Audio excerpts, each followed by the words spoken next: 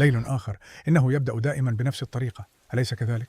ليلة أخرى مثل أي ليلة، متعب ولكن ليس مستعدا للنوم بعد، عالق في التمرير اللانهائي للملهيات. فيديو آخر، ضحكة أخرى، لحظة أخرى، ضائعة. ثم كما لو كان الأمر مضبوطا بساعة يحدث شيء ما.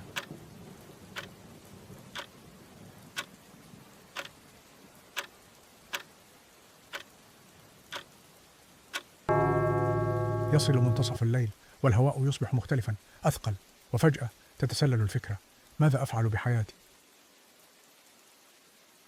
منتصف الليل لديه طريقة لإيقاظ شيء بداخلك. الأفكار تبدأ في التدفق، الخطط تتشكل، وللحظات وجيزة تؤمن بنسخة منك لم تقابلها بعد. تقول لنفسك: هذا هو، غدا سيتغير كل شيء.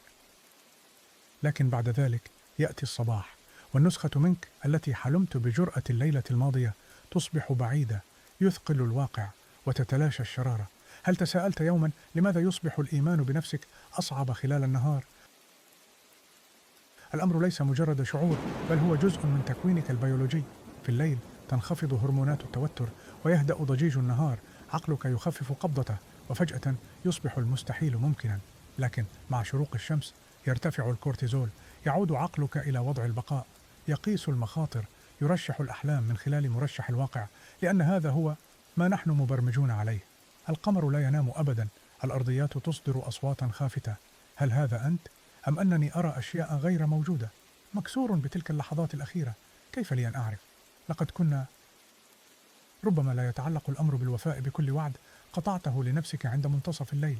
ربما، فقط ربما، يتعلق الأمر بالالتزام بواحد فقط، خطوة صغيرة، لأن التغيير الكبير لا يحدث دفعة واحدة، بل يبدأ هنا، بقرار هادئ، بالمحاولة. وعندما يأتي الليل مجددا سيعود معه الحلم. السحر الحقيقي ليس في الحلم، بل فيما تحمله معك إلى ضوء النهار.